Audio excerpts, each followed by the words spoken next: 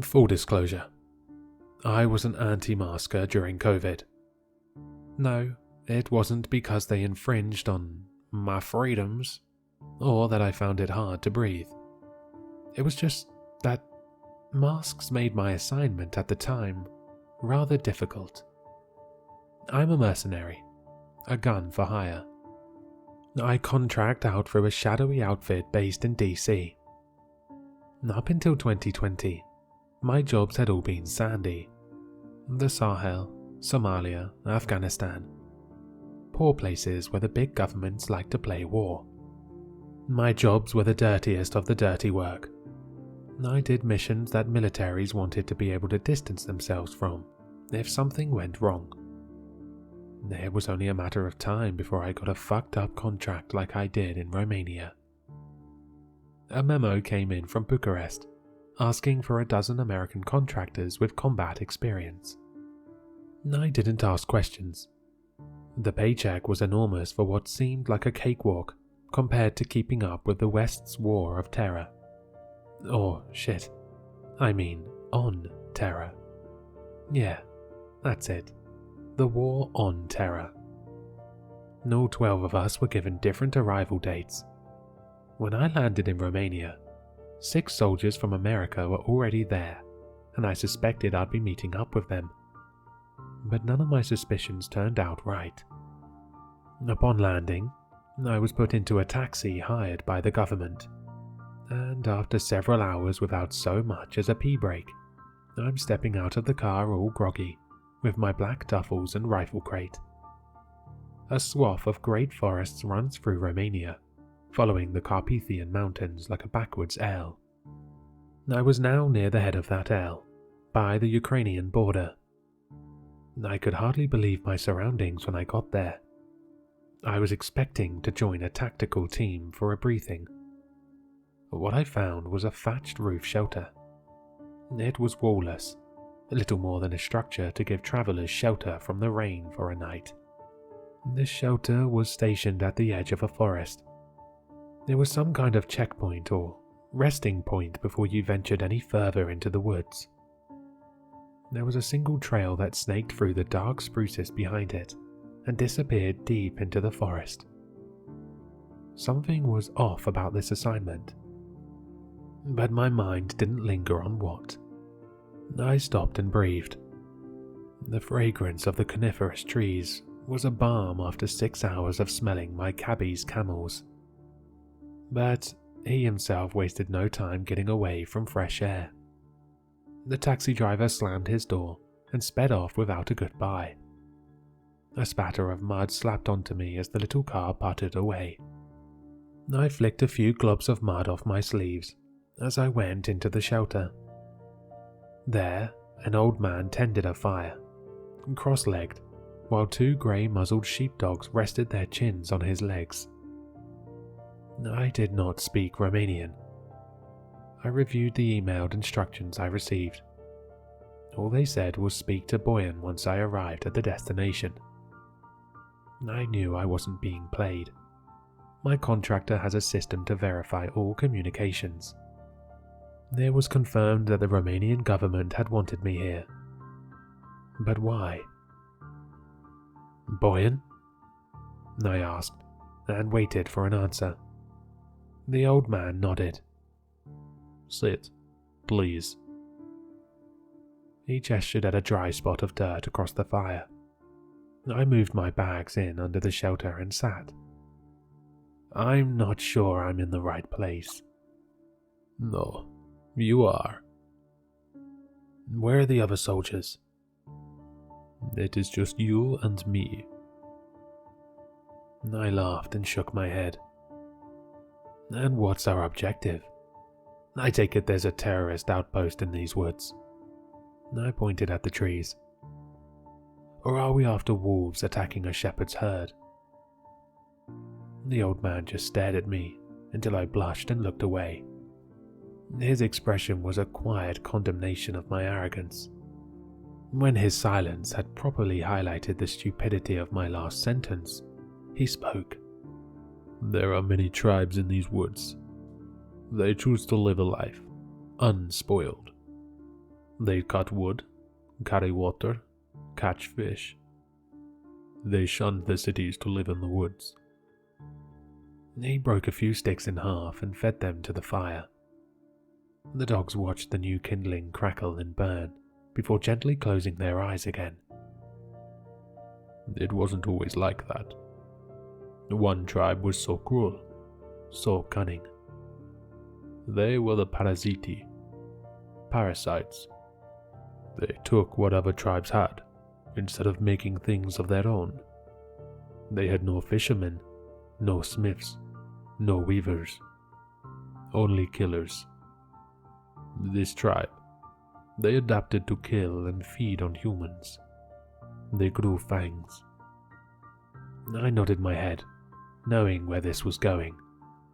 It wasn't Vlad the Impaler, but these sick beings that began the legends of Dracula. I see, I said skeptically. Well, you will come to, eventually. When nearly every tribe was wiped out, the parasiti vanished. Some say the devil took them to be his demons. Others say that they crawled into the earth to hibernate until more people populated these woods so they could kill once more. But the truth of where they went, it doesn't matter. What does matter is that they are back. I stayed quiet for a moment, expecting him to laugh at my stoic expression, to say he was fucking with me, and that there was actually a terrorist cell hiding out in the caves. But instead, he kicked dirt on the fire, and the dogs shot up and shook themselves off. Come, we have several miles to travel before we sleep. You take only what equipment you need. Rifle, ammo. Don't worry about food. I have plenty. He started off down the trail, while I stayed sitting. I thought about walking to the nearest village and buying a ride back to the airport. This was ridiculous. But who was I to complain? After all, I was getting paid the same. I assembled my rifle, slung it over my shoulder, and left the plastic case behind. In the next few weeks, I learned the world was much bigger than I ever imagined. There were full-blown cities in these woods, each ringed with walls of spruces that had been sharpened as spikes and teeming with hundreds of inhabitants. They made their own clothes, soap, and cookware. It was like I had stumbled through a portal to the medieval ages. I stayed with Boyan off one of the main roads that connected the villages. He had a hut there, and I learned that his job was to act as a kind of highway patrol. He taxed trade between villages and made sure bandits weren't raiding the roads. But there was hardly any trade or traffic between villages when I started. The air was quiet with fear. Apparently, a family homestead had been attacked a month back. Holes were found on their necks, draining their bodies dry. The whispering and the rumors swirled that they were the parasiti, but none of the attackers were seen. With so much wilderness patrolling, one road felt useless. But Boyan said the legends were true, and in order for the parasiti to reach a village, they must be invited inside. They can't just sneak there through the woods. To be honest, the assignment didn't have my full attention. It felt like a joke. The other 11 contractors that were hired had the same job as me.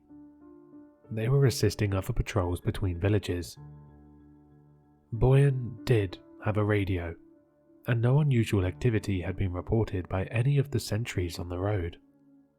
Until one by one, they went dark.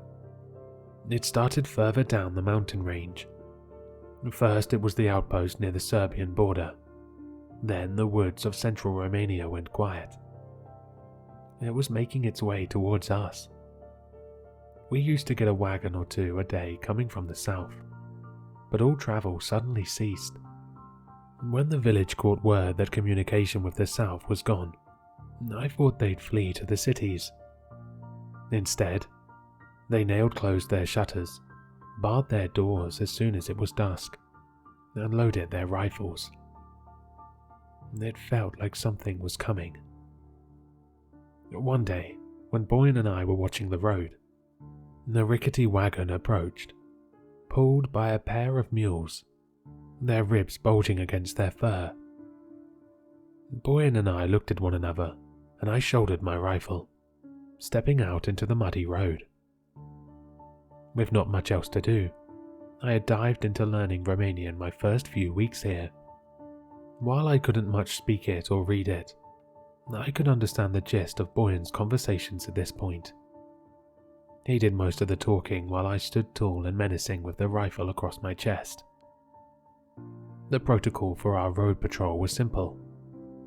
Check the teeth of all persons to make sure they didn't have fangs, and second, make sure there are no stowaways in the cargo.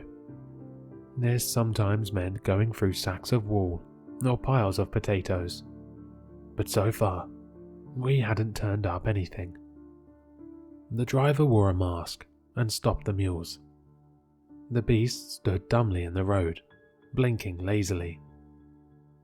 "What is your business on these roads?" asked Boyan. I looked at the wagon. There were 4 women in the back, wrapped tight in coats. Their shawls covered their faces. "We are fleeing before the storm in the south can reach us." Boyan walked closer and I followed. "What do you know about what's happening in the south?" "Something is coming. We intend to cross the border and stay in the wilderness until this evil has passed." "Well, you can go no further without inspection." "As we expected." Boyan gestured for me to go to the back of the wagon. The women all wore masks too. This was 2020, and COVID was taken seriously here. The people knew if there was an outbreak in any of these remote villages, there would be hardly anything town doctors could do, and many would die. "Teeth," I said, and held my mouth open in a smile with my pointer fingers. One by one, the woman pulled the heavy shawls up over their eyes and showed me their upper teeth. But even before I looked for fangs, something about their movement bugged me. They moved rigidly, robotically, like something was wrong with their arms. The women held their mouths open funny too. Their lips were pushed up and curled up so I could see. They didn't smile like you would for a dentist, but there were no fangs.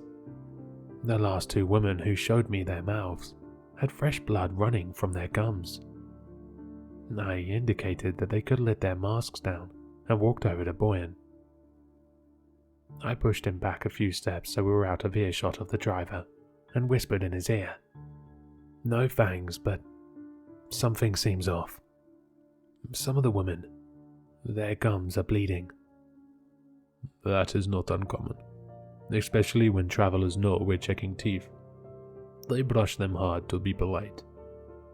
But I agree, they are strange. But they don't look like parasiti. They're teeth. They are real. But what if they stole regular people's teeth?" Boyan gave me a funny look. "Did it look like that to you?" I fought back, and to be honest, it didn't. Their teeth hadn't been replaced, and if they had, the parasiti were phenomenal dentists. "No," I said. "May we go to the village?" asked the driver. Boyan and I looked at each other. We were both on edge.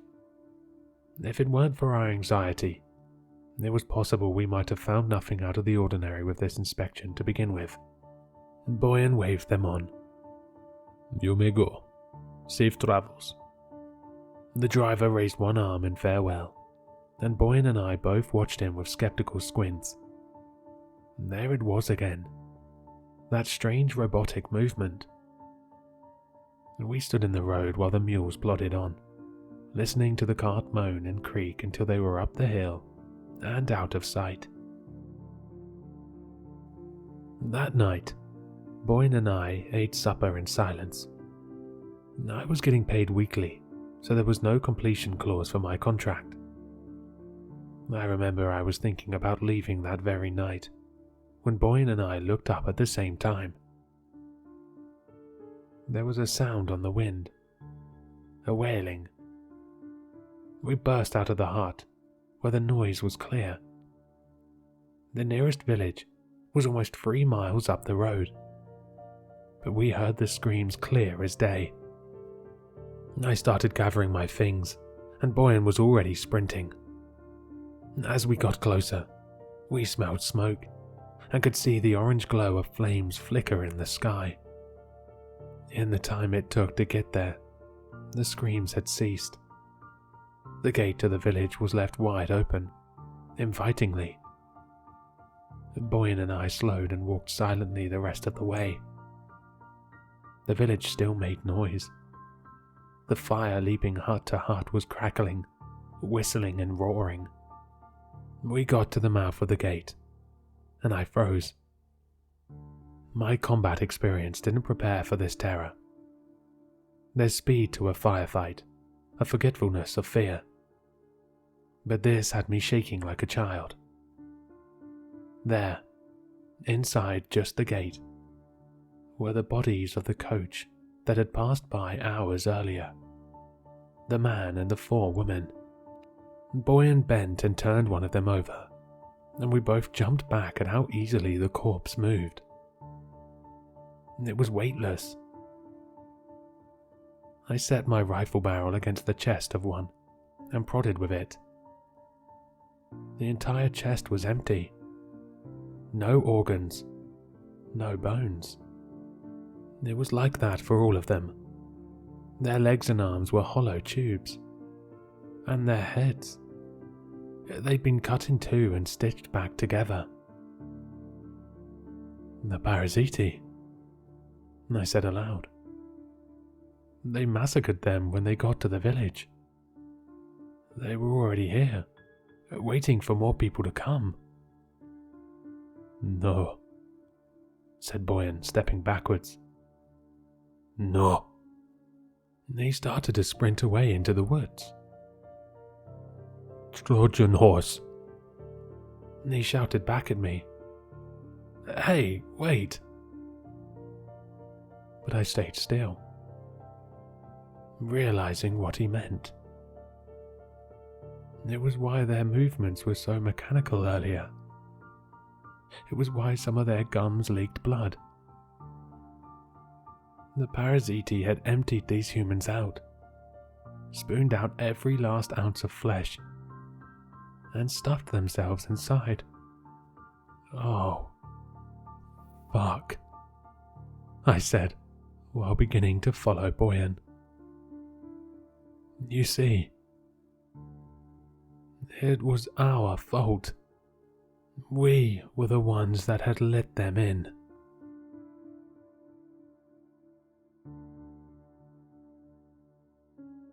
Hello, sinister listeners. If you've enjoyed this story, then you'll find all the author's information in the description below. For more content, be sure to like, comment, and subscribe to succumb to the sinister.